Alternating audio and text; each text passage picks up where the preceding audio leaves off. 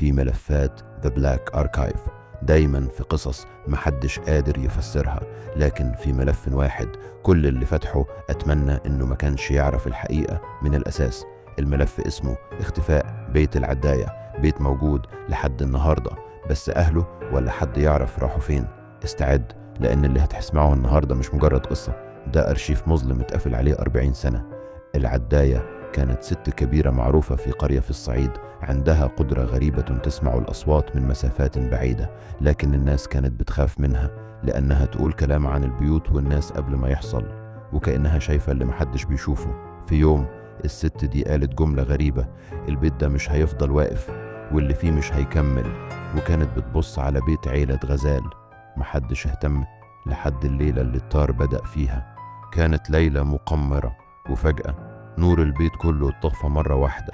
الجار اللي قدام البيت بيحلف إن الأصوات اللي كانت طالعة جوه كانت مش أصوات بشر، صرخات وخبط وحاجة بتجري جوه البيت بسرعة مش طبيعية. الناس جريت للبيت، الباب مقفول من جوه، وفجأة الباب اتفتح لوحده. دخلوا لقوا البيت فاضي، الكراسي مكانها، الأكل على السفرة، حتى الشاي لسه سخن. لكن أهل البيت اختفى ولا نقطة دم ولا كسر ولا أي أثر. المباحث لما وصلت لقت ورقة صغيرة على السرير، ورقة لونها مصفر مكتوب عليها بجملة شيكي: هي رجعت ومحدش يقدر يقف قدامها. مين هي؟ العداية ولا حاجة تانية كانت مستخبية سنين؟ فيه شاهد واحد بس قال إن قبل الاختفاء بثواني شاف ظل لست بتمشي بظهر ستة منحني، لكن رجليها مش بتلمس الأرض. لحد هنا القرية كانت فاكرة إنها لعنة، لكن اللي جاي أسوأ. بعد أسبوع من اختفاء العيلة، واحد من الضباط فتح جهاز التسجيل اللي كان في البيت. الجهاز اشتغل 4 ثواني بس قبل ما يتحرق. الصوت كان خافت ومتقطع، بس بيتكرر كل ثانية كلمة: ارجعوا. وبعدها صوت ست بتضحك بصوت خنيق كأنها بتضحك جوه ودنك انت شخصيا. الضابط تحول، استقال بعدها بأيام، وقال انه بيشوف العداية في الكوابيس كل ليلة. لحد النهاردة البيت موجود، محدش قدر يهده، كل ما يجربه يحصل حادثة.